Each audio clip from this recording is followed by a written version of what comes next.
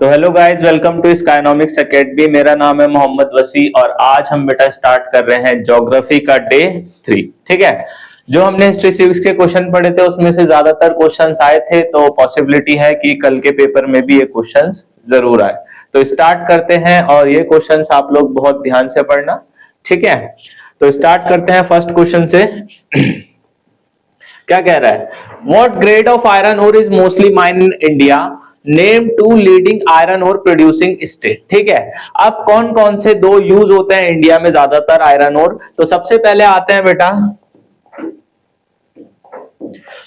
आता है iron ore like haematite and magnetite is mostly mind in India. कौन से ज्यादातर माइंड होते हैं? हेमाटाइट और मैग्नेटाइट आपके ज्यादातर इंडिया में माइंड होते हैं। और इनके दूसरा क्या बताना है? Leading iron ore producing state. तो leading iron ore producing state कौन कौन से? एक तो ओडिशा और एक है झारखंड। ठीक है, ये क्वेश्चन बेटा आपका 2 नंबर में आ सकता है और एमसीक्यू में भी आ सकता है। नेक्स्ट क्वेश्चन देखते हैं क्या कह रहा है। ये देखो, आपका 10 नंबर के आसपास का क्वेश्चन है ये, और ये छोटे नंबर में भी आ सकता है। ठीक है, या फिर आपको अलग अलग सेपरेट सेपरेट में भी मिल सकता है। Why is iron ore called the backbone of our modern industry? ठीक है, आयरन ओर जो है बेटा उसे हमें बैकबोन क्यों कहा जाता है? ठीक है, और दूसरा mention 2 uses of iron ore. अब देखो बैकबोन क्यों कहा जाता है आयरन ओर को। तो सबसे पहला बच्चे, iron ore is called as the backbone of the modern civilisation because it provide raw material all type of machinery to run other industries. Iron ore जो होता है बेटा आपको सारी जितनी भी इंडस्ट्रीज होती हैं उनका क्या प्रोवाइड करता है? रॉ मटेरियल प्रोवाइड करता है, ऑल टाइप्स ऑफ मशीनरी जो कि इंडस्ट्री को रन करवाती है। क्या कह रहा है? आयरन ओर को बैकबोन इसलिए बोला जाता है मॉडर्न इंडस्ट्री का क्योंकि ये वो रॉ मटेरियल प्रोड्यूस करता है, प्रोवाइड करता है आपको, जो कि ऑल टाइप्स ऑफ मशीनरी में यूज होता है, जो कि इंडस्ट्रीज में यूज होती है मशीन्स।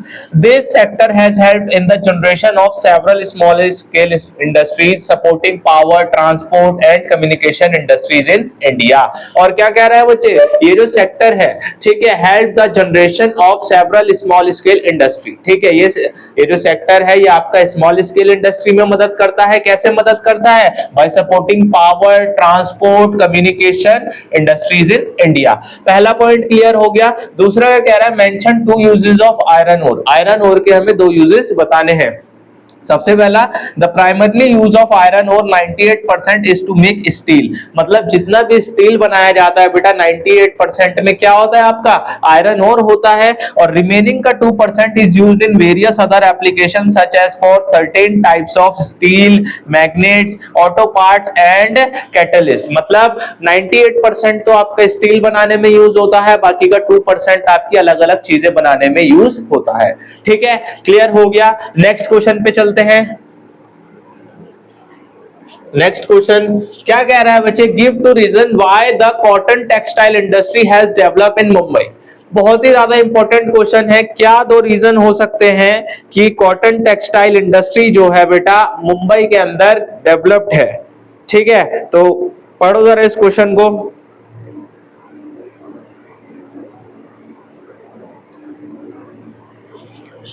तो बेटा give two reason why the cotton textile industry has developed in Mumbai. क्यों डेवलप है मुंबई में? ठीक है, तो डेवलप क्यों है बच्चे? सबसे पहला, the factor that favour the concentration of cotton textile mill in Mumbai are as follow. ठीक है, जो जो चीजों से रॉ मटेरियल चाहिए एक कॉटन टेक्सटाइल इंडस्ट्री को सेटअप होने के लिए, ठीक है, वो कहां मिलेंगी? मुंबई में मिलेंगी। इसलिए ज्यादातर जो कॉटन टेक्सटाइल इंडस्ट्री है कहां पे डेवलप है? मुंबई में। Mumbai has proper network of road and railway at facilitate easy transportation for mills. Mumbai में क्या है बेटा आपका रोड्स और ट्रांसपोर्टेशन सिस्टम, रेलवे सिस्टम जो है अच्छा है, जिसके कारण क्या है वहां पे ट्रांसपोर्टेशन की फैसिलिटीज अच्छी है। दूसरा, it is very important port that provide opportunity for import and export of cotton goods. और एक टाइप से मुंबई जो है एक इंपॉर्टेंट पोर्ट है जो कि इंपोर्ट करने में मदद कर रहा है और एक्सपोर्ट करने में भी मदद करता है। इसलिए बेटा ज्यादातर जो कॉटन टेक्सटाइल इंडस्ट्रीज है वो कहां डेवलप्ड है? मुंबई में। क्यों? क्योंकि एक तो वहां पे ट्रांसपोर्टेशन इजीली है और दूसरा वहां पे इंपोर्ट एक्सपोर्ट भी इजीली हो जाता है। क्लियर हो गया। नेक्स्ट क्वेश्चन पे चलते हैं। Give two advantage that non conventional energy source have over conventional energy source. ठीक है, हमें एडवांटेज बताने हैं किस चीज का कि भाई non conventional source of energy क्यों ज्यादा बेटर होती है, क्या एडवांटेज होता है कन्वेंशनल एनर्जी से। ठीक है, नॉन कन्वेंशनल एनर्जी क्यों ज्यादा बेटर होती है कन्वेंशनल एनर्जी से, क्या मतलब एक टाइप से एडवांटेज है यूज करने का।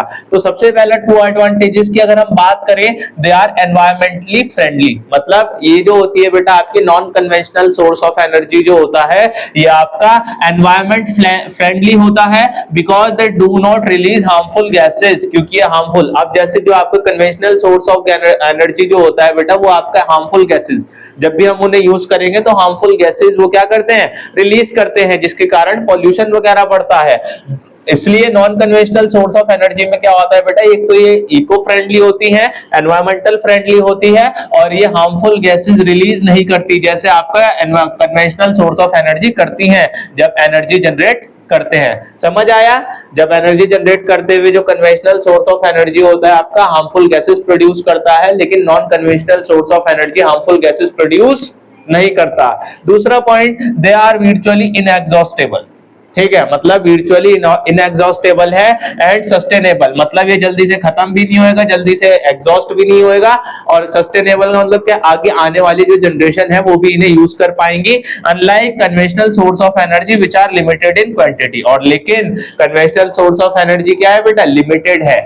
ठीक है, अगर हम आज यूज कर देंगे तो आगे आने वाली जो हमारी जनरेशन है वो यूज नहीं कर पाएंगी। ठीक है, इसलिए हम क्या करते हैं बेटा, क्या एडवांटेज है नॉन कन्वेंशनल यूज करने का कि भाई एक तो वो ज्यादातर पॉल्यूशन वगैरह नहीं फैलाती जब भी पावर जनरेट करती है, और दूसरा क्या कह रहा है कि वो जो है जल्दी से एग्जॉस्टेबल नहीं होंगी और वो आगे आने वाली जनरेशन भी यूज कर सकेंगी। समझ आ गया। नेक्स्ट क्वेश्चन,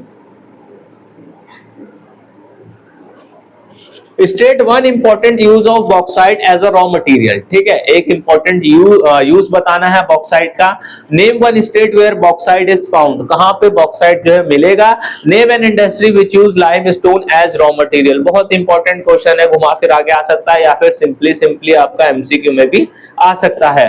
तो देखते हैं बेटा, सिंपल आंसर कि भाई बॉक्साइट जो है raw material is use for the extraction of aluminium. Aluminium के एक्सट्रैक्शन के लिए क्या यूज किया जाता है बेटा, बॉक्साइट यूज किया जाता है। One state where bauxite is found, कहां पे बॉक्साइट मिलेगा, तो आपका ओडिशा में पाया जाता है। और तीसरा, name an industry which uses limestone as raw material, कौन सी इंडस्ट्री है जहां पे लाइमस्टोन रॉ मटेरियल की तरह यूज किया जाता है, तो बच्चे वो होती है आपकी मैन्युफैक्चरिंग सीमेंट इंडस्ट्री जो होती है, वहां पे लाइमस्टोन आपका क्या रॉ मटेरियल के टाइप पे यूज किया जाता है। क्लियर हो गया। ये बेटा वन वर्ड क्वेश्चन है, ध्यान से एक बार देख लोगे, याद कर लोगे तो फिर दोबारा याद करने की जरूरत नहीं पड़ेगी। नेक्स्ट क्वेश्चन देखते हैं। Mention two main use of petroleum. ठीक है, दो मेन यूज बताने हैं पेट्रोलियम के। Name one new and one old oil field in India. क्या कह रहा है बच्चों, टू यूजेस ऑफ पेट्रोलियम, एक नया आपको न्यू ऑयल फील्ड बतानी है और एक पुरानी ऑयल फील्ड बतानी है इंडिया में। ठीक है,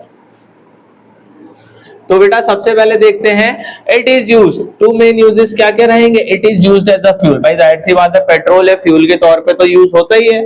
ठीक है, दूसरा, it is used in petrochemical industry for manufacturing fertiliser and other chemical. और दूसरा क्या कह रहा है बच्चे, पेट्रोकेमिकल इंडस्ट्रीज में यूज होता है क्या, मैन्युफैक्चरिंग करने के लिए, फर्टिलाइजर वगैरह बनाने के लिए और अदर केमिकल वगैरह बनाने के लिए यूज किया जाता है क्या, पेट्रोलियम। ठीक है भाई, सबसे पहला है कि भाई वो फ्यूल के लिए यूज किया जाता है, और दूसरा किसमें यूज किया जाता है, पेट्रोकेमिकल इंडस्ट्रीज में, जहां पे वो फर्टिलाइजर वगैरह और अदर केमिकल बनाने में यूज किया जाता है। क्लियर हो गया। उसके बाद name one new and one oil field in India. तो वन न्यू ऑयल फील्ड कौन सी है बेटा, मुंबई हाई और खंबात बेसिन। उसके बाद one oil field in India is Digboi in Assam. ठीक है, न्यू ऑयल फील्ड कौन सी है, मुंबई हाई और उसे खंबात बेसिन भी बोला जाता है, और आपकी पुरानी वाली कौन सी है, डिगबोई इन आसाम। क्लियर हो गया। नेक्स्ट क्वेश्चन पे चलते हैं।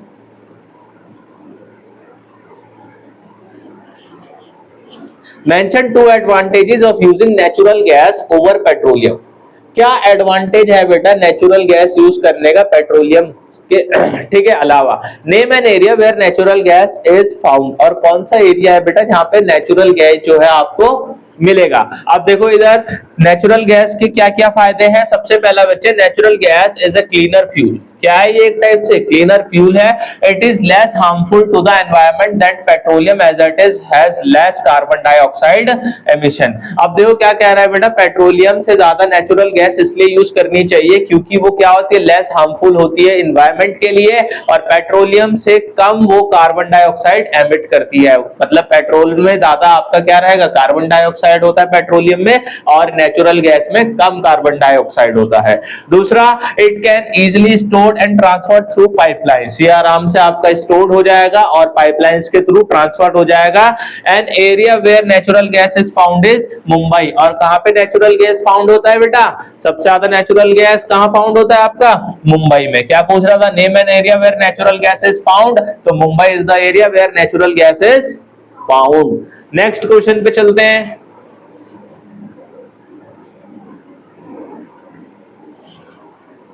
Name the following. अब देखो नेम द फॉलोइंग करना है, 2 नंबर का क्वेश्चन है। A mineral used to generate nuclear energy. क्या कह रहा है? कौन सा मिनरल यूज किया जाता है न्यूक्लियर एनर्जी जनरेट करने के लिए? और दूसरा क्वेश्चन है the non conventional energy source that had the most wide spread potential usage in India. और दूसरा बताना है कि कौन सा non conventional source of energy है जो कि बहुत ज्यादा इंडिया में यूज किया जाता है। तो सबसे पहले बच्चों जो आपका mineral use to generate nuclear energy है कौन सा है? यूरेनियम। क्या है? यूरेनियम। और ज्यादातर जो बेटा नॉन कन्वेंशनल एनर्जी यूज की जाती है वो है आपकी सोलर एनर्जी। कौन सी एनर्जी? Solar energy. क्लियर हो गया? ये आपका 2 नंबर में पूछा जाता है बेटा, और या फिर 1 नंबर में भी आ सकता है। ठीक है। Next question, give 3 disadvantage of using coal. ठीक है, इंपॉर्टेंट क्वेश्चन है कि भाई 3 डिसएडवांटेज बताने हैं कोल यूज करने के। किस चीज के? ठीक है, तो कोल, अब देखो बेटा कोल जब भी जलता है तो coal emit deadly pollutant into the air including mercury, arsenic and sulphur dioxide. जब भी आप कोल को बंद करोगे तो ये हार्मफुल गैसेज जो है एयर में रिलीज हो जाती हैं। कौन कौन सी? Mercury, arsenic and sulphur dioxide. उसके बाद the sulphur dioxide emitted by coal also cause acid rain, जिसके कारण क्या हो सकता है बच्चे? सल्फर डाइऑक्साइड के कारण ही एसिड रेन भी हो सकती है। उसके बाद 3 डिसएडवांटेज बताने, तो थर्ड क्या कह रहा है? Coal create large amount of green house gases that contribute to global warming. Coal के अंदर बेटा ज्यादातर ग्रीन हाउस गैसेज होती हैं जिसके कारण क्या हो सकता है बेटा? ग्लोबल वार्मिंग बढ़ सकती है। ठीक है, समझ आ गया 3 डिसएडवांटेज ऑफ यूजिंग कोल। सबसे पहला क्या करेगा? Coal emit deadly pollutants in the air. कौन सा? आपका मरकरी हो गया, आर्सेनिक हो गया, सल्फर डाइऑक्साइड। अब ये जो सल्फर डाइऑक्साइड है इसके कारण क्या हो सकती है? आपकी एसिड रेन हो सकती है। और तीसरा क्या है बेटा? Coal create large amount of green house gases, जिसके कारण क्या हो सकता है बेटा? ग्लोबल वार्मिंग बढ़ सकती है। नेक्स्ट क्वेश्चन, अब देखो इंपॉर्टेंट क्वेश्चन है, mention 1 disadvantages of using natural gas as a source of power. ठीक है, नेचुरल गैस अच्छी चीज है लेकिन एक उसका डिसएडवांटेज बताना है कि उससे क्या डिसएडवांटेज हो सकता है। दूसरा, how is the residue from a biogas plant put to use. Biogas plant से बचा हुआ जो रेसिड्यू होता है वो किस चीज में यूज किया जाता है। तीसरा, why is the use of alternative source of energy become essential in modern time. कि मतलब किसी चीज का किसी एनर्जी को जनरेट करने के लिए अल्टरनेट सोर्स जो होता है उसका वो कैसे एसेंशियल है आज के मॉडर्न टाइम्स में। पहले क्वेश्चन को समझो उसके बाद आंसर लिखो। ठीक है, अब देखो बच्चे क्या है, सबसे पहले हमें बताना है डिसएडवांटेज ऑफ नेचुरल गैस। क्या बताना है? डिसएडवांटेज ऑफ, तो सबसे पहले बच्चे natural gas is explosive and can cause a fire hazard if the pipeline burst. पहले मैंने बताया था आंसर में कि नेचुरल गैस जो होती है ट्रांसफर्ड हो जाती है, ठीक है, पाइपलाइन से भी। तो नेचुरल गैस का जो वो होता है बेटा वो कैसा होता है? नेचर एक्सप्लोसिव टाइप नेचर होता है। तो नेचुरल गैसेस एक्सप्लोसिव, और जब इसे ट्रांसफर करते टाइम बेटा पाइपलाइन बर्स्ट हो सकती है और आग भी लग सकती है।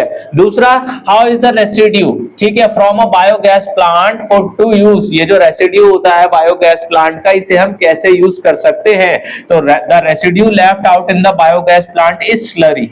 स्लरी मतलब कैसा होता है, चिपचिपा पेस्ट टाइप होता है, ठीक है। जो रेसिड्यू बच जाता है बायोगैस प्लांट का वो कैसा होता है, स्लरी होता है, which is essential used in the manure, जो कि मैन्योर बनाने में काम आता है।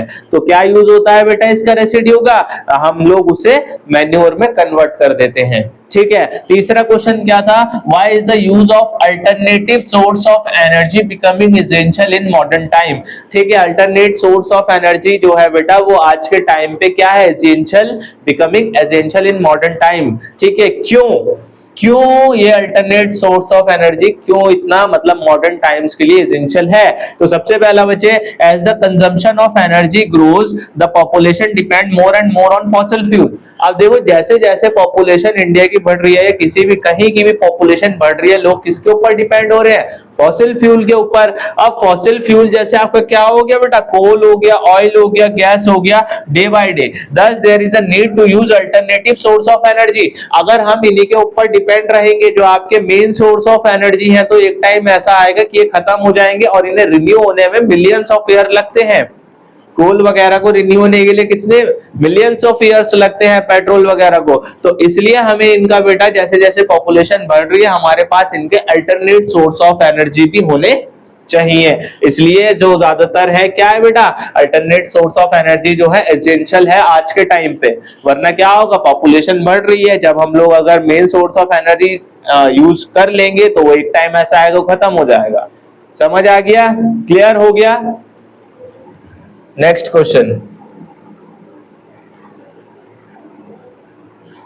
Give a reason for each of the following. Reason बताना है।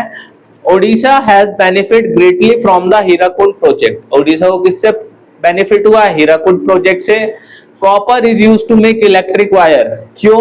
और तीसरा, India location is advantageous for the generation of solar power. क्या कह रहा है, इंडिया की जो लोकेशन है वो ऐसी लोकेशन है जो कि क्या है, एडवांटेज रखती है सोलर पावर जनरेट करने के लिए। कैसे, तो हमने इन तीनों का क्या देना है, गिव रीजन देना है। तो कैसे बेटा ओडिशा को बेनिफिट हुआ है, किससे, हीराकुंड प्रोजेक्ट से। देखते हैं जरा सबसे पहले तीनों answer.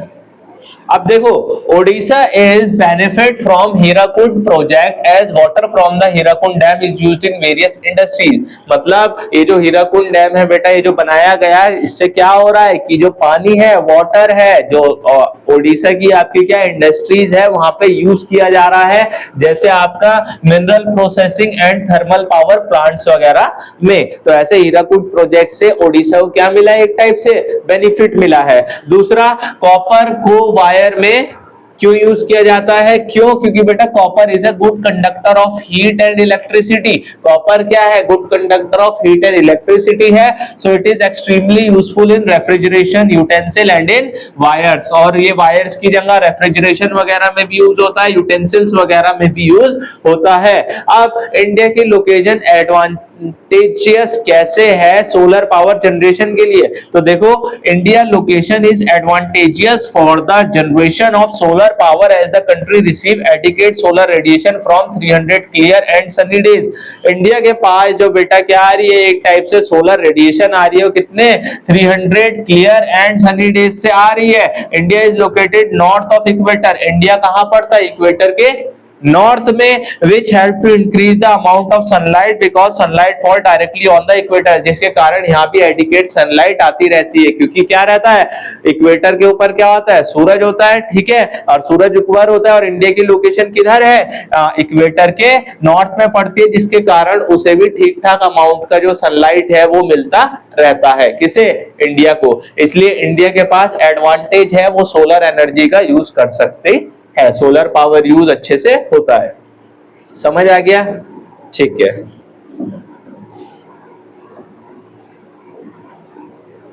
Next question, state and important industrial use of, ठीक है, तीनों के इंडस्ट्रियल यूज बताने हैं। सबसे पहला मैग्नीज, दूसरा कोल, तीसरा एल्यूमिनियम। कौन कौन सा है बच्चे, देखते हैं। तो सबसे पहला manganese, it is the most important mineral for making steel. Manganese किसके लिए यूज किया जाता है बच्चे, स्टील के लिए। दूसरा, कोल जो होता है बेटा, main source of power generation in India, main source of power है ये, ठीक है। जितनी भी चीजें चलती है किससे चलती है, कोल से चलती है, मेन सोर्स ऑफ पावर। तीसरा क्या कह रहा है, aluminium it is used for packing in various form such as cans, foils, tubes and bottle tops. ठीक है, तो जो आपका एल्यूमिनियम वगैरह होता है ये किस लिए होता है, ज्यादातर पैकेजिंग के लिए यूज होता है। किसके लिए यूज होता है, पैकिंग के लिए यूज होता है। ठीक है, समझ आ गया, ये 1 नंबर में आपका क्वेश्चन आ सकता है। और ये जितने भी क्वेश्चन है बेटा सारे बोर्ड के क्वेश्चन हैं जो आपके आ रखे हैं। ठीक है, नेक्स्ट क्वेश्चन पे चलते हैं। Name any 3 type of coal found in India. क्या बताना है, 3 types of coal found in India, which type of coal mostly use in iron and steel industry. ठीक है, अब बेटा 3 टाइप के कोल कौन से होते हैं और कौन सा सबसे ज्यादा जो यूज होता है किसमें, आयरन और स्टील इंडस्ट्री में यूज होता है। तो सबसे पहला आता है बेटा 3 टाइप के कोल, एंथ्रासाइट, बिट्यूमिनस एंड लिग्नाइट। ये आपके 3 टाइप के कोल होते हैं, इंपॉर्टेंट है, एमसीक्यू में आ सकता है, 1 नंबर में आ सकता है या फिर ग्रुप में भी आ सकता है। ठीक है, तो याद रखना एंथ्रासाइट, बिट्यूमिनस और लिग्नाइट ये आपके 3 टाइप्स के कोल होते हैं। उसके बाद कौन सा कोल जो होता है बेटा यूज होता है आयरन एंड स्टील इंडस्ट्री में, तो anthracite coal is used for metallurgical process in iron and steel industry. कौन सा कोल यूज किया जाता है बेटा, एंथ्रासाइट कोल यूज आपका किया जाता है। नेक्स्ट क्वेश्चन,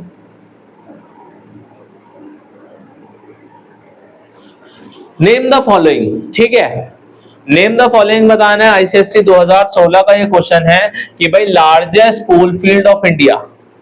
क्या बताना है, largest coal field of India, oldest oil field of India और best variety of iron ore. ठीक है, तो सबसे पहला बच्चे largest coal field of India कौन सा है, Jharia is the largest coal field of India. दूसरा ओल्डेस्ट कौन सा है, Digboi is the oldest oil field. और आपका best variety of iron ore कौन सा होता है, मैग्नेटाइट ओर होता है। क्लियर हो गया, ठीक है। Next question, give a geographical reason for each of the following. ठीक है, रीजन बताना है of each of the following कि भाई many port cities have their own refineries. ठीक है, कि भाई ज्यादातर जो पोर्ट सिटीज होती हैं ओन ऑयल रिफाइनरीज। और पेट्रोल को फॉसिल फ्यूल क्यों कहा जाता है, और कोल जो होता है coal is called a versatile mineral. ठीक है, तो स्टार्ट करते हैं। तो सबसे पहले बच्चे many ports have their own oil field refineries. ठीक है, सबसे पहला many port cities have their own oil refinery because most of the petroleum India need is imported through tanker coming to these port। क्योंकि बेटा ज्यादातर port cities के पास अपनी oil refineries क्यों होती है कि जो आपका पेट्रोलियम आ रहा है, most of the petroleum need in India कहां से इंपोर्ट होता है, through tanker coming to this ports, और उन्हीं टैंकर से आता है जो कि इन पोर्ट्स पे आ रहे हैं। दूसरा, पेट्रोलियम को फॉसिल फ्यूल क्यों कहा जाता है बच्चे, क्योंकि petroleum is called a fossil fuel because it is drive from plant and animal life buried in sediment rock for millions of years. क्योंकि पेट्रोलियम जो बनाया जाता है बेटा, जब प्लांट और एनिमल क्या होते हैं, एक टाइप से बरीड हो जाते हैं सेडिमेंट्री रॉक के अंदर, कितना मिलियंस ऑफ ईयर्स के बाद वो क्या बन जाते हैं, आपका पेट्रोलियम बन जाते हैं। जब प्लांट और एनिमल क्या होते हैं, बरीड हो जाते हैं सेडिमेंट्री रॉक में मिलियंस ऑफ ईयर्स के बाद, तो क्या बन जाते हैं, आपका पेट्रोलियम बन जाते हैं। इसलिए उसे क्या बोला जाता है, फॉसिल फ्यूल बोला जाता है। Coal is a versatile mineral. Coal क्या कह रहा है, वर्सेटाइल मिनरल। तो बेटा coal is called a versatile mineral because it form the basic raw material for production of steel. क्योंकि ये बेटा क्या है, एक टाइप से बेसिक रॉ मटेरियल है, किसके प्रोडक्शन के लिए, स्टील के लिए, other industry product and for generation of power. एक टाइप से बेसिक रॉ मटेरियल है स्टील के लिए और अदर इंडस्ट्रियल प्रोडक्ट्स के लिए भी, और ये पावर जनरेशन में भी मदद करता है, इसलिए इसे बोला जाता है बेटा वर्सेटाइल मिनरल। क्लियर हो गया। नेक्स्ट क्वेश्चन,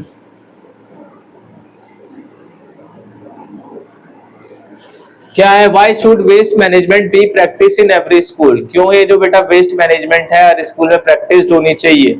ठीक है, ये आपका आ सकता है। तो बच्चे the waste management should be practice in every school as it encourages and make student learn and practice the proper waste disposal, क्योंकि इसी से बच्चे सीखेंगे कि भाई प्रॉपर वेस्ट डिस्पोजल कैसे होता है, and management eight individual level that can contribute in environment protection and reduction of pollution. अगर बेटा अवेयरनेस नहीं कराएंगे, नहीं होगी, तो फिर एक टाइप से क्या रहेगा, कोई भी कूड़ा कचरा फेंक देगा अगर उन्हें सिखाएंगे नहीं। तो वेस्ट मैनेजमेंट जो है बेटा हर स्कूल पे क्यों प्रैक्टिस होनी चाहिए, ताकि प्रॉपर वेस्ट डिस्पोजल करना आए, और management eight individual level and that can contribute in environment protection. इससे एक टाइप से एनवायरमेंट प्रोटेक्शन भी होगी और पॉल्यूशन में भी रिडक्शन होगा। ठीक है, ये तो आपके दिमाग के ऊपर basis. Next, mention one advantage and one disadvantage of dumping of waste. क्या कह रहा है कि एक एडवांटेज बताना है और एक डिसएडवांटेज बताना है, किस चीज का, डंपिंग ऑफ वेस्ट, कूड़े को फेंकने के लिए। ठीक है बच्चे, तो सबसे पहला एडवांटेज क्या है इसका, एडवांटेज ये है The main benefit of the effective waste disposal include environmental protection from pollution or contamination। मतलब एक टाइप से आपका एडवांटेज ये है, मेन बेनिफिट क्या होता है वेस्ट डिस्पोज करने का बेटा, इससे एनवायरमेंट प्रोटेक्शन रहेगा, किससे, पॉल्यूशन से, और कंटेमिनेट भी नहीं होगा एनवायरमेंट। दूसरा डिसएडवांटेज क्या रहता है, poor waste management contribute to climate change and air pollution. अगर आप वेस्ट मैनेजमेंट ढंग से नहीं करोगे, कहीं भी कूड़ा कचरा फैला दोगे, इससे क्या होगा, क्लाइमेटिक चेंजेस आएंगे, एयर पॉल्यूशन भी, and directly affect many ecosystem and species. ठीक है, समझ आ गया। कूड़ा कचरा अगर बाहर फेंक दोगे तो क्या होगा, जितने भी आपके एनिमल्स वगैरह स्पीशीज वगैरह हैं, अगर वो हार्मफुल रहेगा तो उन्हें भी दिक्कत पहुंचेगी। ठीक है, next question,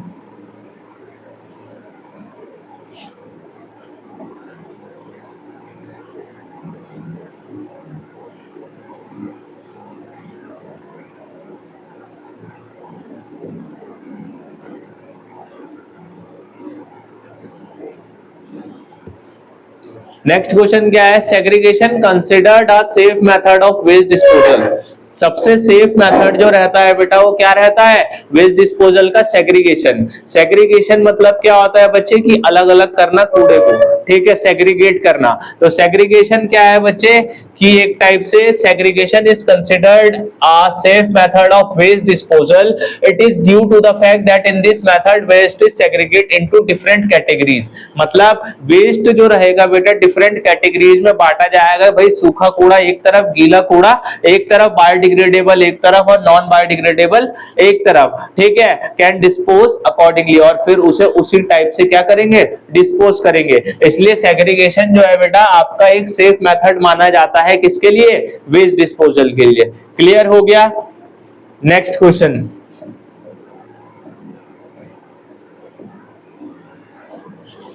differentiate between public sector and private sector industry giving suitable example from for each from India। ठीक है, अब आपको पब्लिक सेक्टर और प्राइवेट सेक्टर के बारे में बताना है।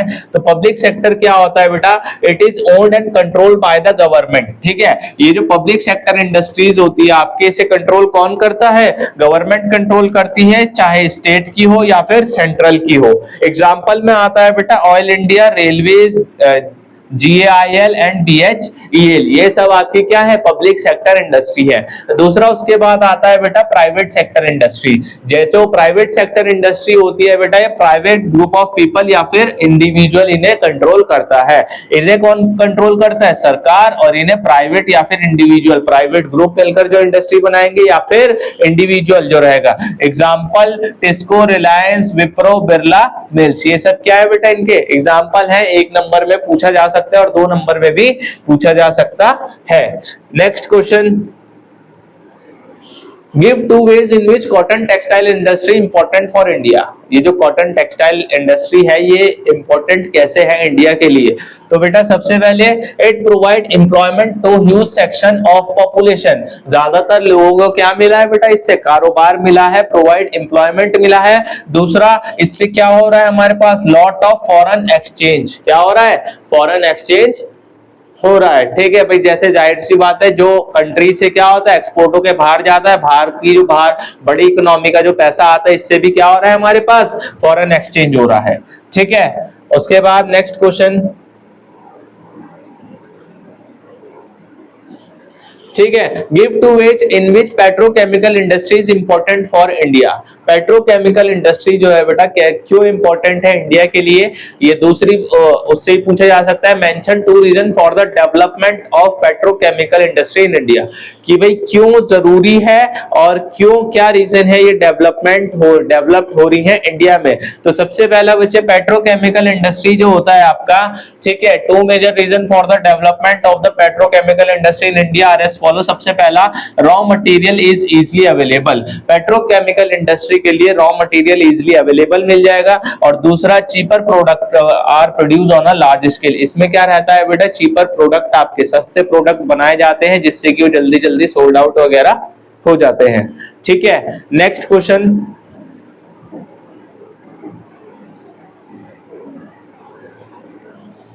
Why is composting considered a safe method of waste disposal? ठीक है, कंपोस्टिंग जो है बेटा, पहले हमने सेग्रीगेशन पढ़ा था, अब हम पढ़ रहे हैं कंपोस्टिंग। सेग्रीगेशन में क्या था, थोड़ा सारा अलग अलग करते हैं। कंपोस्टिंग देखते हैं बच्चे, कंपोस्टिंग क्या होता है। Composting is considered a safe method of waste disposal because it is a natural degradation process.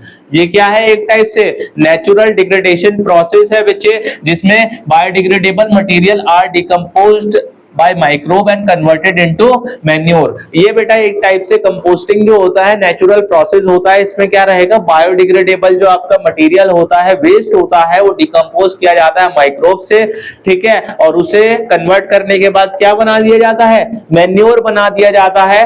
Composting offer a method of processing and recycling both garbage and sewage sludge in one operation.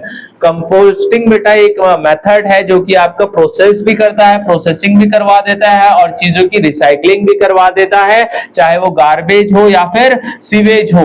It recycle the nutrient and return them to the soil as nutrient. ठीक है, ये क्या करता है बेटा, जितने भी आपके क्या बायोडिग्रेडेबल मटेरियल है तो उसे क्या करेगा, रिसाइकल करेगा सारे न्यूट्रिएंट को, और सॉइल में जो सॉइल के जो न्यूट्रिएंट्स खत्म वगैरह हो जाते हैं, जब आप वहां पे क्या डालोगे, ये मैन्योर डालोगे तो सॉइल को अपने न्यूट्रिएंट्स वापस मिल जाएंगे। समझ आ गया कि भाई कैसे कंपोस्टिंग जो है एक टाइप से क्या है, safe method of waste disposal है। ये एक टाइप से आपका क्या होता है बच्चे, बायोडिग्रेडेबल मटेरियल जो होता है डिकम्पोज किया जाता है माइक्रोब से, और उसके बाद उन्हें कन्वर्ट कर दिया जाता है मैन्योर में, और फिर वो जो खाद वगैरह मैन्योर वगैरह बनती है, उन्हें जब हम सॉइल में डालेंगे तो सॉइल से उनकी न्यूट्रिएंट वगैरह वापिस आ जाते हैं।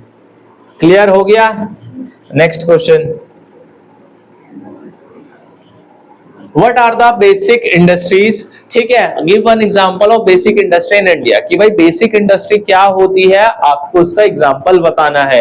तो सबसे पहले बेटा, basic industry are those industry which supply their product और raw material to manufacture other good. मतलब एक टाइप से वो इंडस्ट्रीज होती है बेटा, ये प्रोडक्ट या फिर रॉ मटेरियल सप्लाई करती है मैन्युफैक्चर फॉर अदर गुड्स, बनाने के लिए जो चीजें सामान चाहिए होता है। दूसरा, iron and steel, copper smelting and aluminium smelting are the example of basic industries. ठीक है बेटा, iron and steel, copper smelting और एल्यूमिनियम स्मेल्टिंग क्या है आपका, कुछ आपकी बेसिक इंडस्ट्रीज के एग्जांपल हैं। बेसिक इंडस्ट्रीज वो होती है बेटा जो आपका रॉ मटेरियल प्रोवाइड करती हैं अदर गुड्स बनाने के लिए। ठीक है, याद रखना, सिंपल भाषा में एक नंबर में पूछा जा सकता है कि भाई बेसिक इंडस्ट्री, बेसिक गुड्स। अब बेटा, why should sewage be treated before disposal. ठीक है, कि भाई डिस्पोज होने से पहले सीवेज को ट्रीटेड क्यों किया जाता है। तो sewage should be treated before it disposal, कि भाई कौन सा कूड़ा है, गीला कूड़ा ऐसे का अगर हम सबको एक साथ मिला देंगे तो वो चीज क्या करेगी, हार्मफुल है एनवायरनमेंट के लिए। तो बच्चे, डिस्पोजल करने से पहले हमें उसे क्या करना पड़ेगा, देखना पड़ेगा। Sewage water contain harmful substance, so when we sewage is discharge untreated into the water bodies it become dangerous for aquatic plant and animals. अगर हम बेटा बिना देखे क्या करेंगे, उसे सीवेज को बहा देंगे। ठीक है, अगर जो हार्मफुल सीवेज होगा उसे हम क्या कर देंगे, ओशंस वगैरह में बहा देंगे, रिवर्स वगैरह में, उससे क्या होगा, एक्वेटिक प्लांट और एनिमल को काफी ज्यादा नुकसान होएगा और उससे वाटर पॉल्यूशन भी फैलेगा। समझ आ गया? उससे पहले भाई डिस्पोज करने से पहले सीवेज को देखना पड़ता है कि कैसा सीवेज है। अगर हार्मफुल रहेगा तो उसे फिर क्या किया जाता है, अलग मेथड से उसे डिस्पोज किया जाता है। क्लियर हो गया? ठीक है, next question. Mention 2 problem face by cotton textile industry in India, कि भाई कॉटन टेक्सटाइल इंडस्ट्री जो है क्या प्रॉब्लम फेस कर रही है इंडिया में। तो सबसे पहले बच्चे 2 problem faced by cotton textile industry are, सबसे पहला textile industry depend on cotton. जाहिर सी बात है, टेक्सटाइल इंडस्ट्री है, ठीक है, कॉटन के ऊपर डिपेंड रहेगी। एंड जो कॉटन का जो कल्टीवेशन होता है depend on season.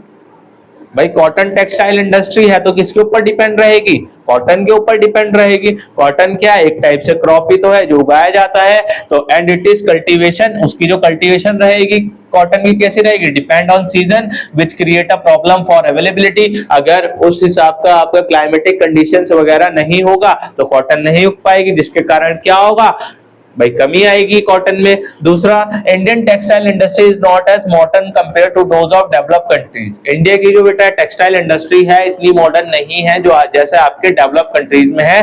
The technology is also obsolete type, ठीक है, और मतलब वहां की जो टेक्नोलॉजी और हमारी टेक्नोलॉजी में काफी ज्यादा फर्क है, ठीक है।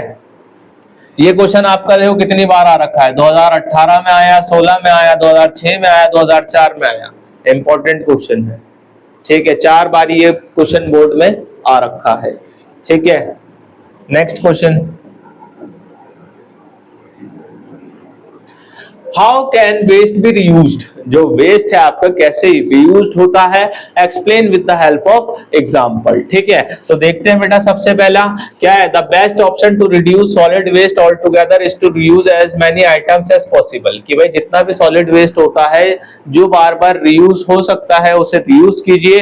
Reuse can mean purchasing non disposal item और it can mean passing an item along to another person for confined use. मतलब एक टाइप से रीयूज का मतलब क्या होता है, परचेजिंग नॉन डिस्पोजेबल आइटम्स, और दूसरा it can mean passing an item along to another person for confined use, कि भाई एक ने यूज कर लिया, अगर वो और यूज करने के लायक है तो आप उसे दूसरे पर्सन के पास क्या कर दो, ट्रांसफर कर दो।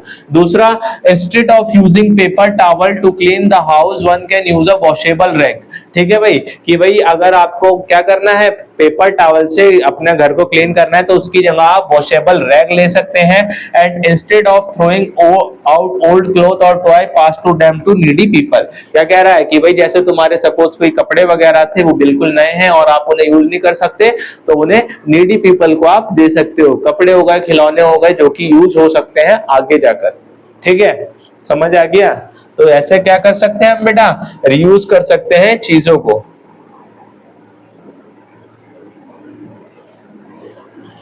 अब दो, Uttar Pradesh has the largest number of sugar mill, ठीक है, yet Maharashtra is the largest producer of sugar.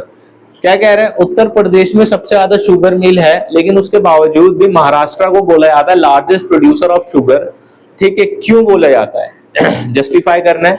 और क्यों बेटा, mention two reason why the sugar industry has grown in Maharashtra, क्यों ये शुगर इंडस्ट्री जो है बेटा ग्रोन है महाराष्ट्र में, ठीक है। तो देखते हैं, सबसे पहला, due to the following reason,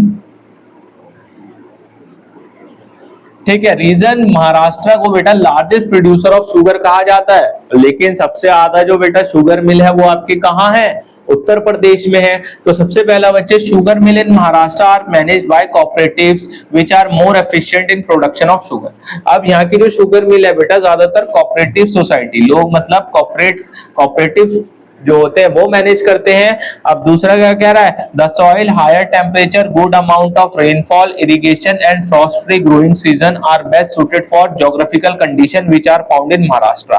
अब देखो बेटा क्या कह रहा है कि भाई एक टाइप से उगाने के लिए, उसकी क्रॉप उगाने के लिए क्या है, सॉइल भी चाहिए, हाई टेम्परेचर भी चाहिए, अमाउंट ऑफ रेनफॉल भी चाहिए। भाई शुगर इंडस्ट्री है तो शुगर किससे बनेगी, शुगर किससे बनती है, ठीक है। तो उसके लिए आपको क्या चाहिए, सॉइल भी अच्छी चाहिए, हाई टेम्परेचर चाहिए, रेनफॉल भी अच्छा खासा चाहिए, इरिगेशन भी चाहिए और फ्रॉस्ट फ्री ग्रोइंग सीजन भी चाहिए। जो सब कहाँ मिलता है इसे, महाराष्ट्र में मिलता है। तो शुगर केन है सुक्रोज कंटेंट, तो इससे क्या है कि भाई शुगर इंडस्ट्री वहां पे आराम से चल जाती है। हालांकि सबसे ज्यादा शुगर मिल फिर भी कहाँ है आपकी, उत्तर प्रदेश में है, लेकिन महाराष्ट्र को क्या बोला जाता है बेटा, लार्जेस्ट प्रोड्यूसर ऑफ शुगर, क्योंकि वहां की जो क्लाइमेटिक कंडीशन ऐसी है जो शुगर केन उगाने में क्या करती है, मदद करती है, काफी अच्छे से वहां शुगर केन उग जाता है।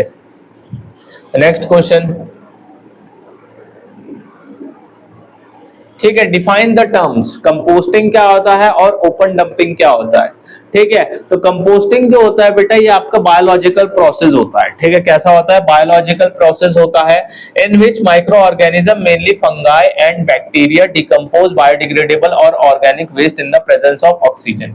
बेटा देखो इसके अंदर क्या होगा, आपका कंपोस्टिंग के अंदर जो आपका माइक्रो ऑर्गेनिजम्स वगैरह रहेंगे, छोटे छोटे ऑर्गेनिज्म जो होते हैं, फंगी बैक्टीरिया वगैरह, वो आपको बायोडिग्रेडेबल वेस्ट को क्या करेंगे बच्चे, डिकम्पोज कर देंगे।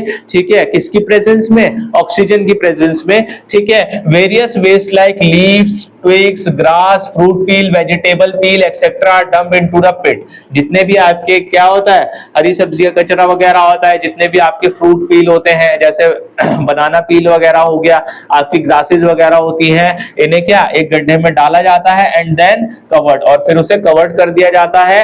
The recycling produce compost and biogas. ठीक है, अब जब ये रिसाइकलिंग हो तो क्या क्या बनेगा, कंपोस्ट बन जाएगा या तो वो, या फिर वो बायोगैस बन जाएगा। तो compost is rich source of organic matter, जो कि एक टाइप से क्या रहता है, सॉइल्स के लिए बहुत अच्छा रहता है, जिससे कि सॉइल की फर्टिलिटी बनी रहती है।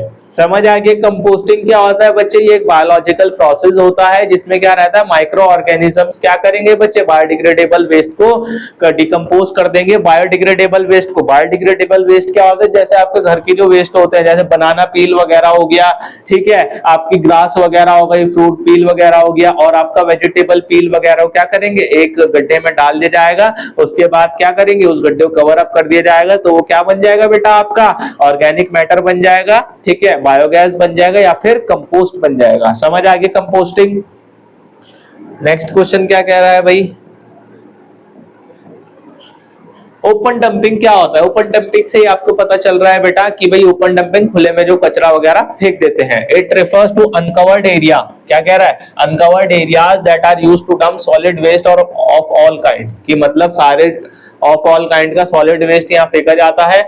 ये जो वेस्ट होता है बेटा अनट्रीटेड, अनकवर्ड और नॉट सेग्रीगेटेड, ना ही अलग अलग किया जाता है और ना ही कैसा होता है, ये अनकवर्ड वेस्ट होता है। जैसे आपका कंपोस्टिंग में क्या था, सारा एक जगह डालकर बायोडिग्रेडेबल वेस्ट उसे ढक दिया जाता है, यहाँ पे पूरा खुला रहेगा। It is the breeding ground for flies, तो क्या होगा बेटा, जानवर ही पैदा होंगे तो फ्लाइज वगैरह ब्रीडिंग ग्राउंड बन जाता है, रेट्स वगैरह and other insect that spread diseases. उससे क्या रहेगा, फिर उस एरिया में जहां भी ओपन डंपिंग वगैरह रहेगी उस एरिया में क्या फैल जाएगा, बीमारियां फैल जाएंगी।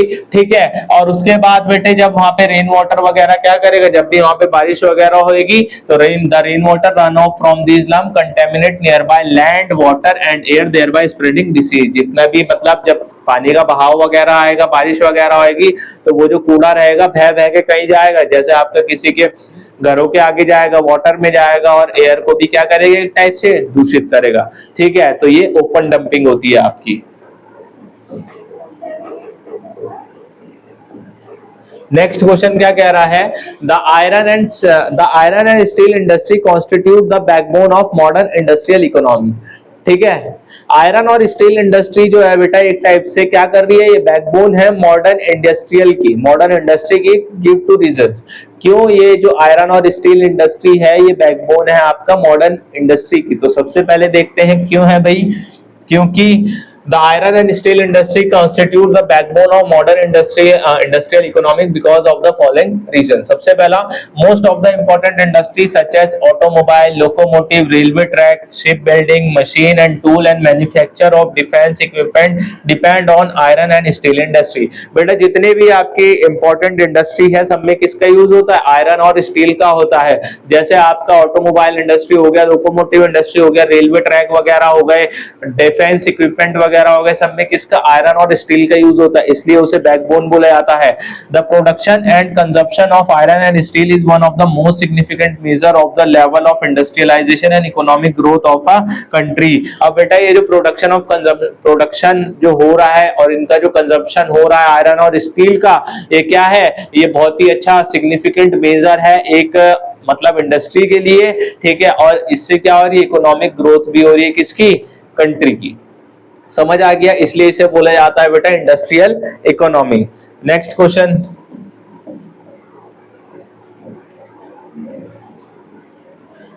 अब देखो एग्रो बेस्ड इंडस्ट्री और मिनरल बेस्ड इंडस्ट्री में डिफरेंस बताना है। क्या भाई difference between mineral based industry और एग्रो बेस्ड इंडस्ट्री, ठीक है। तो अगर डिफरेंस की अगर हम लोग बात करें भाई, तो सबसे पहला agro based industry get raw material from agriculture. Agro based से क्या समझ आ रहा है बेटा, एग्रीकल्चर। इसका जो रॉ मटेरियल आएगा कहां से आएगा, आपका एग्रीकल्चर से आएगा, ठीक है। Agro based industry provide employment in rural areas, और जितने भी रूरल एरियाज वगैरह होते हैं बेटा वहां पे क्या आपका agro based industry employment produce करता है, ठीक है। Agro based industry mostly produce consumer goods, example sugar, jute, textile etcetera. अब बेटा एग्रो बेस्ड इंडस्ट्री में ज्यादातर आपका क्या होता है, कंज्यूमर गुड्स प्रोड्यूस होते हैं। क्या प्रोड्यूस होते हैं, कंज्यूमर गुड्स। दूसरा अगर हम बात करें मिनरल बेस्ड इंडस्ट्री की, तो बेटा mineral based industry drive their raw material from minerals. देखो इसमें एग्रो बेस्ड आ रहा है तो कहां से आ रहे हैं इसके रॉ मटेरियल, एग्रीकल्चर से। अब यहाँ पे क्या है, मिनरल बेस्ड इंडस्ट्री है तो इसका जो रॉ मटेरियल किससे आएगा, आपका मिनरल से आएगा, ठीक है। अब ये बेटा ये जो मिनरल बेस्ड इंडस्ट्री होता है, ये जो एग्रीकल्चर रहता है, ये ज्यादातर रूरल एरियाज को एम्प्लॉयमेंट दिलाता है, और आपका मिनरल बेस्ड जो रहता है ये रूरल और अर्बन दोनों को ही दिलाता है एम्प्लॉयमेंट, ठीक है। उसके बाद mineral based industries produce both consumer and value based goods. Example आपका आयरन एंड स्टील किस में आता है, आपका मिनरल में आता है। उसके बाद इंजीनियरिंग इंडस्ट्री भी किस में आती है, मिनरल बेस्ड में। शिप बिल्डिंग, मशीन, टूल, ये सब किस में आता है, आपका मिनरल बेस्ड में आता है। मशीन टूल्स वगैरह जितने मशीन के टूल्स वगैरह होते हैं कौन बनाएगा, मिनरल से ही तो बनते हैं। अब नेक्स्ट क्वेश्चन की तरफ भाई, ठीक है। How is recycling of waste helpful, recycling of waste कैसे हेल्पफुल है, और give an example of recycling of waste, ठीक है। दूसरा question, mention one initiative taken by government to manage waste, मतलब एक इनिशिएटिव बताना है क्या सरकार ने उठाया है वेस्ट को मैनेज करने के लिए, ठीक है। अब देखो बच्चे क्या क्या किया है, सबसे पहले बात करते हैं।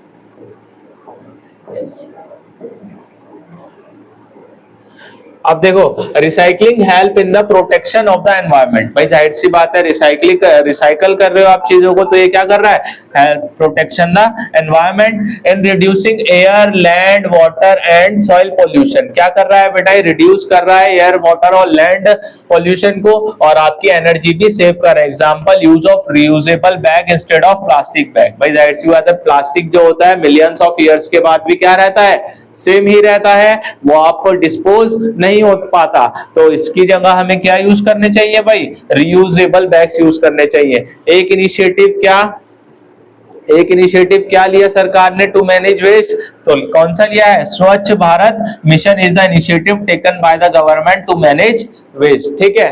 स्वच्छ भारत मिशन जो है बेटा ये एक टाइप से सरकार ने निकाला था टू मैनेज वेस्ट। क्लियर हो गया। नेक्स्ट क्वेश्चन,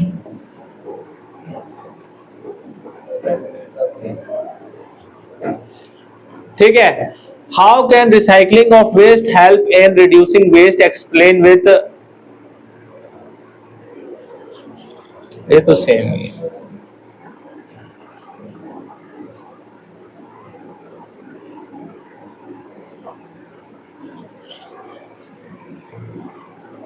हाँ ये इंपॉर्टेंट क्वेश्चन है, ये देखो Ahmedabad is important textile producing centre in India, ठीक है। गिव रीजन, क्यों अहमदाबाद को क्यों बेटा important cotton textile producing centre माना जाता है। दूसरा cottage industry are significant for our economy. तीसरा पेट्रोकेमिकल इंडस्ट्री जो है ज्यादातर किसके पास होती है, ऑयल रिफाइनरीज के पास होती है। देखते हैं भाई सबसे इंपॉर्टेंट क्या है, ये वाला Ahmedabad is important textile producing centre in India. क्यों, तो बच्चे Ahmedabad is situated in the heart of cotton growing area. Ahmedabad कहाँ पे लोकेटेड है बेटा, जहाँ पे सबसे ज्यादा कॉटन जो है उगाई जाती है? कहाँ पर लोकेटेड है भाई Ahmedabad?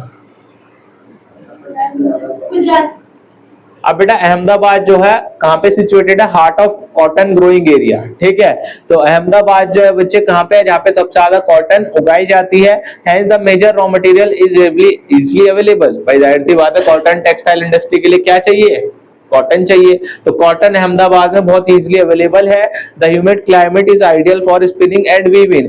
The flat terrain and easy availability of land, cheap labour, densely populated state of Gujarat, ठीक है।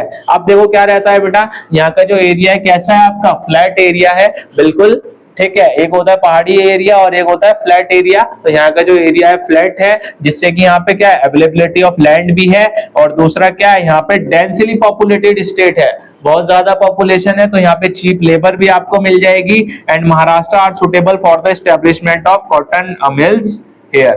समझ आया भाई अहमदाबाद क्यों कॉटन टेक्सटाइल है? क्योंकि सबसे पहला वो वहां पे जहाँ पे सबसे ज्यादा कॉटन उगाई जाती है वहां पे क्या है? वो सिचुएटेड है। दूसरा वहां का जो क्लाइमेट है वो उस चीज को क्या स्पिनिंग और वीविंग को सपोर्ट करता है, और वहां की जो फ्लैट लैंड है वहां पे अवेलेबिलिटी ऑफ लैंड इजिली है, और वहां पे आपको जो लेबर मिल जाएगी, चीप लेबर मिल जाएगी, ठीक है। दूसरा क्या? Cottage industry are significant for our economy, ठीक है। क्यों? गिव रीजन बताना है। और पेट्रोकेमिकल जो है बेटा ज्यादातर ऑयल रिफाइनरीज के पास क्यों होती है? इन दो के आंसर देखते हैं। भाई cottage industry help in increasing employment. Cottage industry कैसे है बेटे? क्योंकि कॉटेज इंडस्ट्री क्या कर रही है? Increase employment and economic development of India.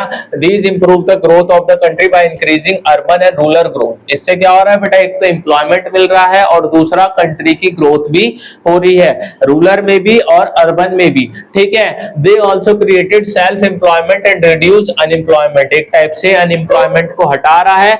Thus these industry are significant for economy. इसीलिए ये जो बेटा इंडस्ट्रीज है ये इकोनॉमी के लिए इंपॉर्टेंट है। दो तीसरा क्या कह रहा है? Raw material for petrochemical industry include petroleum. अब देखो पेट्रोकेमिकल इंडस्ट्री के लिए क्या क्या चाहिए आपको? पेट्रोलियम चाहिए, एलपीजी चाहिए, कोल चाहिए, ये सब चीजें चाहिए। Thus this industry is situated near oil refineries, ठीक है। इसलिए ये जो इंडस्ट्रीज होती है ऑयल रिफाइनरीज के पास होती हैं, ताकि to obtain the raw material ethylene and benzene. इनके लिए क्या जरूरी होता है बेटा? इथाइलिन और बेंजीन। तो इसीलिए पेट्रोकेमिकल इंडस्ट्री जो होती है ऑयल रिफाइनरीज के पास होती है, क्योंकि ये चीजें वहां पे इजीली अवेलेबल होती है। बेटा सीएनजी कंप्रेस्ड नेचुरल गैस है, वो दूसरी चीज है। तो बेटा नेक्स्ट क्वेश्चन क्या है? With reference to waterways answer the following questions, ठीक है। ये आपका आईसीएससी 2020 में आ रखा है कि भाई वाटरवेज से आपको इन क्वेश्चंस के आंसर देने हैं।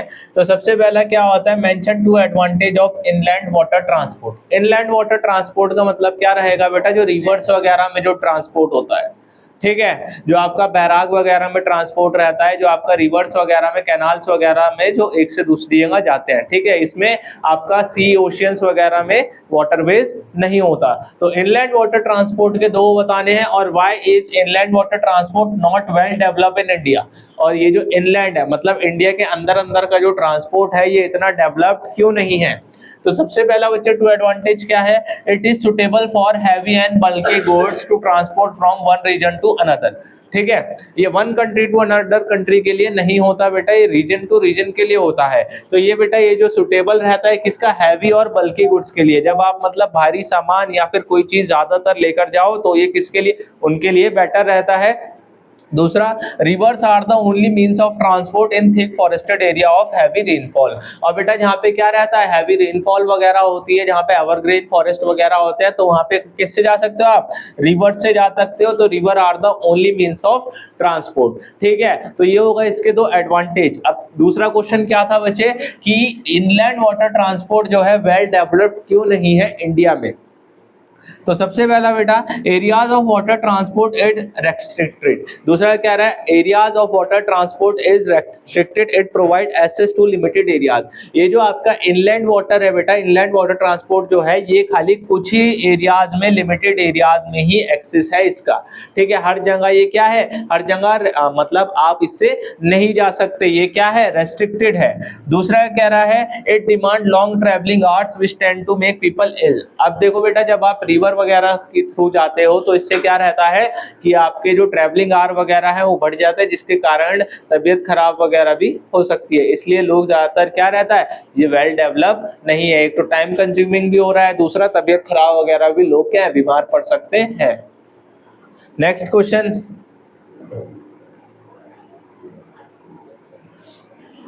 even though all means of transport are well developed in India, yet road transport remains the most popular means of transport। क्या कह रहा है, एयर ट्रांसपोर्ट वगैरह, वाटर ट्रांसपोर्ट हर कोई वेल डेवलप्ड है, लेकिन आज के टाइम पे भी सबसे ज्यादा बेटा रोड ट्रांसपोर्ट का ही लोग यूज क्यों करते हैं।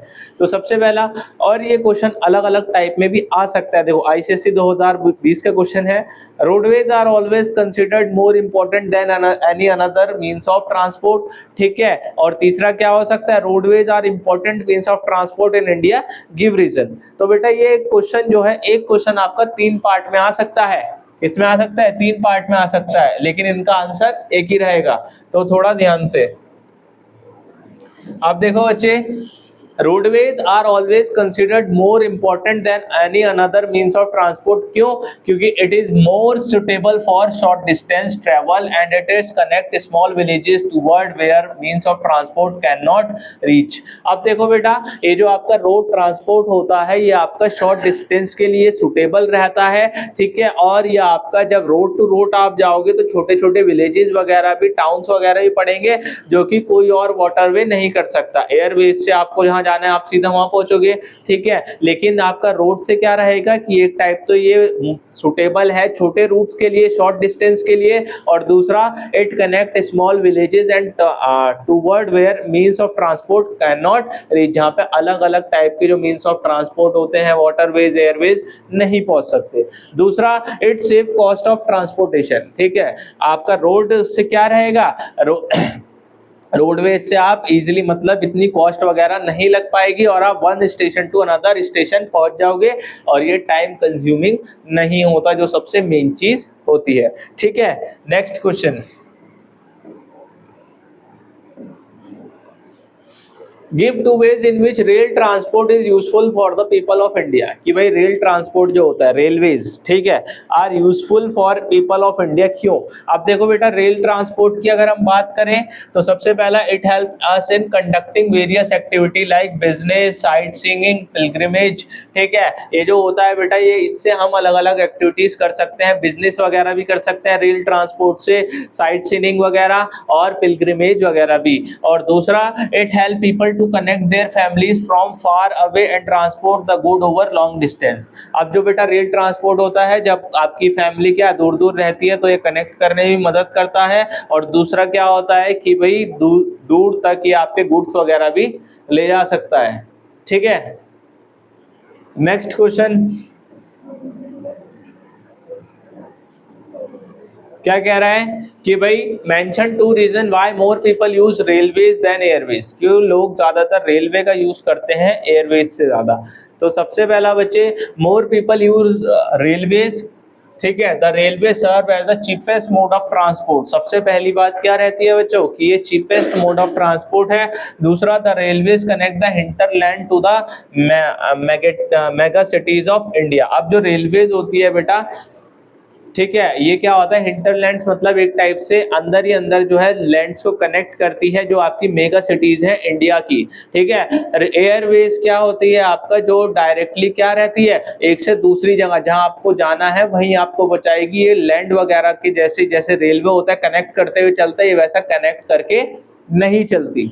समझ आया। इसलिए लोग ज्यादातर रेलवेज देखते हैं, किससे, एयरवेज से। Why is road transport is considered more useful than rail transport? ये तो अभी किया है, ठीक है। हाँ, ये वाला क्वेश्चन देखो, why are south India river not deal for inland water transport, जो आपकी साउथ इंडिया की रिवर्स है वो इनलैंड वाटर ट्रांसपोर्ट क्यों नहीं, ठीक है, not ideal for inland water transport, की जो साउथ इंडिया की रिवर्स है वो आइडियल नहीं है किसके लिए, इनलैंड अंदर के वाटर ट्रांसपोर्ट के लिए। Mention two advantage of waterways, तो सबसे पहला बच्चे the south India river are not perennial.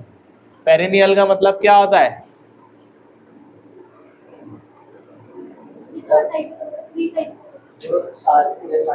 हाँ बेटा, जो खाली मॉनसून के टाइम पे ही एक पर्टिकुलर सीजन में ही चलती है और बाकी पूरे साल खाली रहती है, उन्हें बोला जाता है बेटा पेरिनियल रिवर। और जो पूरे साल नहीं चलती, जो पूरे साल चलती रहेगी उन्हें तो पेरिनियल रिवर बोला जाता है, और जो पूरे साल नहीं चलती उन्हें नॉन पेरिनियल रिवर बोला जाता है। तो यहाँ की जो साउथ इंडिया की जो रिवर है बेटा वो ज्यादातर क्या है, नॉन पेरिनियल है, मतलब वो एक स्पेसिफिक टाइम के लिए चलेगी उसके बाद वो सूख जाएगी, ठीक है। एग्जाम्पल नॉट फ्लोइंग, अब यहाँ पे क्या कह रहा है, आर नॉट पेरिनियल, ठीक है, not flowing throughout the year, so they are not ideal for the inland water transport, इसलिए ये इनलैंड वाटर ट्रांसपोर्ट के लिए सही नहीं है। दूसरा टू एडवांटेज क्या है बच्चे, the mode of transport is cheaper as well as environment friendly, ये जो आपका वाटरवेज होता है ये आपका चीपर होता है और एनवायरमेंट फ्रेंडली होता है, और they are most suitable for carrying heavy and bulky good, मतलब एक टाइप से आप इससे हैवी गुड्स वगैरह आराम से कैरी कर सकते हो। क्लियर हो गया भाई। साउथ में क्या इनलैंड वाटरवेज क्यों नहीं होता, तो इसीलिए नहीं होता क्योंकि वहां पे जो है ज्यादातर रिवर पेरिनियल नहीं होती। अब बेटा 3 डिसएडवांटेज बताने हैं वाटरवेज के, क्या बताने हैं,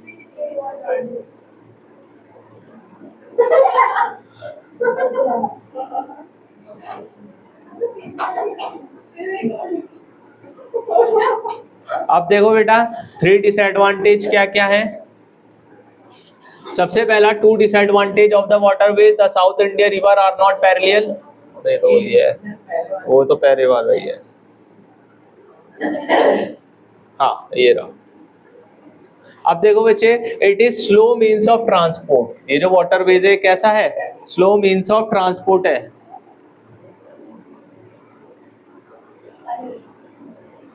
ठीक है, स्लो मीन्स ऑफ ट्रांसपोर्ट है। It does not provide door to door service, आपका क्या कह रहा है, it does not provide door to door service, therefore it is not good for small good transportation. तीसरा, it is not operational through the year during so flood when river dry up transportation is not possible, और ये क्या कह रहा है बच्चे, ये पूरे साल नहीं चलता, कभी ऐसा होता है कि बारिश वगैरह ज्यादा हो जाए या फिर क्या फ्लड वगैरह आ जाए तो उससे क्या होता है बच्चे कि ट्रांसपोर्टेशन वगैरह पॉसिबल नहीं होता, या तो ड्राउट पड़ जाए या ट्रांसपोर्टेशन फ्लड वगैरह आ जाए तो उससे क्या होता है, ट्रांसपोर्टेशन पूरे साल नहीं चलता। नेक्स्ट क्वेश्चन,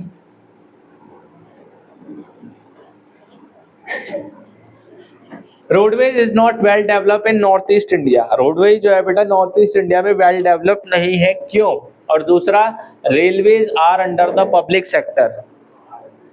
तीसरा, a good network of transport is of greater help the development of the economy, कि अगर ट्रांसपोर्ट सिस्टम अच्छा होगा तो इकोनॉमी भी डेवलप्ड अच्छी रहेगी, ठीक है।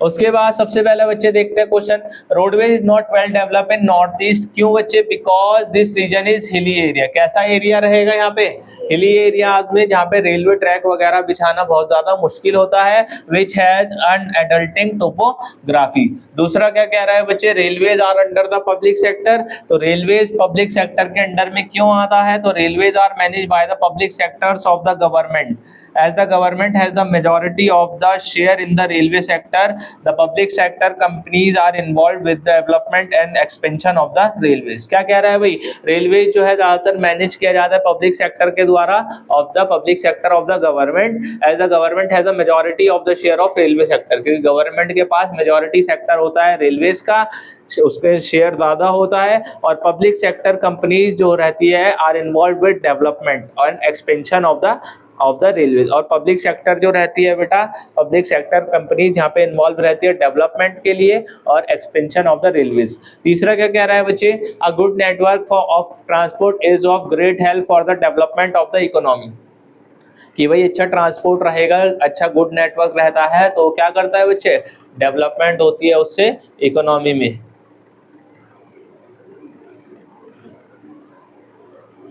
ठीक है।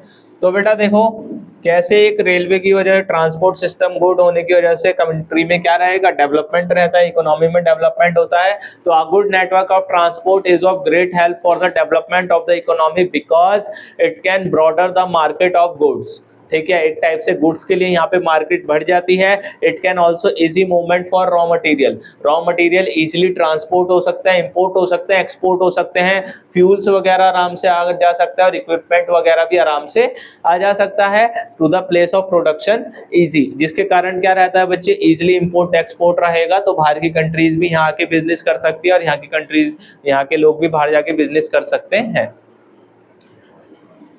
दूसरा, give two disadvantage of airways. क्या बताने हैं भाई, दो डिसएडवांटेज बताने हैं एयरवेज के। और why is there an increase of airway traffic in recent year, क्यों ये जो एयरवे ट्रैफिक बढ़ा है, ठीक है, क्यों बढ़ा है।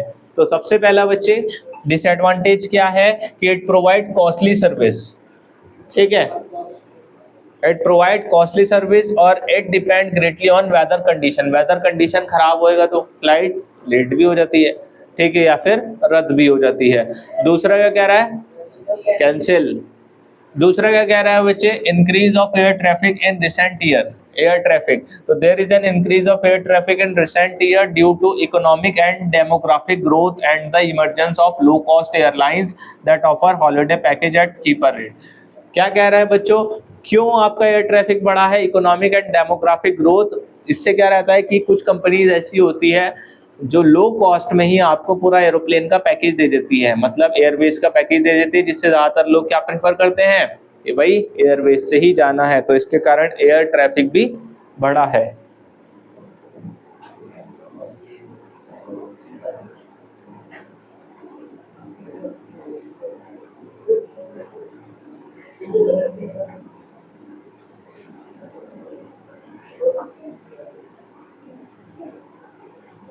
अब देखो बेटा ये क्वेश्चन देखो, mention three problem face by Indian railway. Three problem बताने जो कि इंडियन रेलवे फेस करता है। सबसे पहला क्या आता है बच्चे, poor maintenance, terrorist attack, robbery etcetera have made the railway journey unsafe.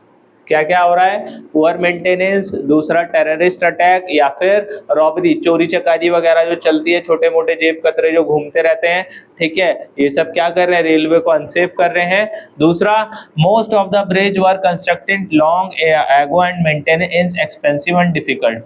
ज्यादातर जो बेटा रेलवे के ब्रिजेस वगैरह हैं वो बहुत साल पहले बनाए गए थे, जो कि एक टाइप से मेंटेन नहीं है और मेंटेनेंस जो है बेटा उनका बहुत ज्यादा एक्सपेंसिव है और डिफिकल्ट है। तीसरा, operating on different gauges by the railway have become very time consuming due to which there are major delays. मतलब क्या कह रहा है बच्चे, डिले, कि भाई डिफरेंट गॉज वगैरह आने के कारण क्या रहता है कि रेलवे के टाइम कंज्यूमिंग हो रहा है, जिसके कारण क्या होता है, डिले वगैरह आ जाता है टाइम में, जिसके कारण टाइमली कभी कभार नहीं पहुंच पाते हैं।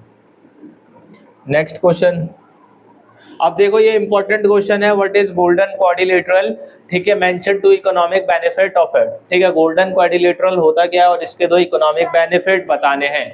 तो बच्चे, the golden quadrilateral the highway network that link many Indian 4 की सिटीज, जो इंडिया की 4 की सिटीज को जोड़ता है। कौन सी 4 सिटीज, दिल्ली, मुंबई, कोलकाता एंड चेन्नई, ठीक है, connecting the major industrial, agriculture and cultural centre of India, is helping the economic growth and national integrity of the India country. एक देखो बेटा ये गोल्डन क्वाड्रिलेटरल है, ये इंडिया की 4 बड़ी जगहों को जोड़ता है। क्वाड्रिलेटरल कैसा होता है, ठीक है। अब देखो कौन कौन सी आती है उसमें, दिल्ली, मुंबई, कोलकाता और चेन्नई, ठीक है, जो कि ये जो सिटीज है बेटा आपके industrial, agricultural and cultural centre है इंडिया के, जहाँ पे सबसे ज्यादा एग्रीकल्चर सेंटर, इंडस्ट्रियल सेक्टर वगैरह पाया जाता है, ठीक है। अब गोल्डन क्वाड्रिलेटरल प्रोजेक्ट बेनिफिट कैसे पहुंचा रहे हैं इकोनॉमी को बेटा, सबसे पहला faster transport network between major cities and ports, faster transport network है, और दूसरा smoother movement of product and people within the India. इससे क्या हो रहा है, एक टाइप से स्मूथर मूवमेंट चल रहा है चीजों का भी और लोगों का भी, कहाँ में, इंडिया में। नेक्स्ट क्या कह रहा है बच्चे, ये देखो कुछ इंपॉर्टेंट हाईवेज हैं आपके, ठीक है। सबसे पहला आता है आपका NH1, दूसरा NH2, NH3, NH7, NH8, NH15, जो आपका एमसीक्यूज में आ सकता है और डायरेक्टली भी आ सकता है कि कौन सा हाईवे किसे कनेक्ट करता है। अब देखो बेटा, सबसे पहले NH1 जो होता है बच्चे, ये इसे क्या बोला जाता है, शेरशाह सूरी मार्ग, और ये दिल्ली और अमृतसर को बीच में है ये। दूसरा आता है आपका NH2 जो कि दिल्ली और कोलकाता को कनेक्ट करता है। तीसरा आता है बच्चे NH3 जो मुंबई और आगरा को कनेक्ट करता है। NH7 जो होता है वाराणसी और कन्याकुमारी को कनेक्ट करता है। NH8 आपका दिल्ली और मुंबई को कनेक्ट करता है।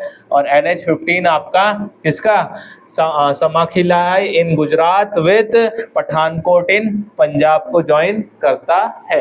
ये आपके इंपॉर्टेंट क्या है बच्चे, ये आपके इंपॉर्टेंट हाईवेज हैं जो कल आपके पेपर में जरूरी आ सकते हैं। और ये हमारे सारे चैप्टर्स के इंपॉर्टेंट क्वेश्चंस हो गए हैं। पहले जो वीडियो थी उनमें भी हमने काफी ज्यादा क्वेश्चंस करे थे और आज की ये वीडियो बहुत ज्यादा इंपॉर्टेंट है।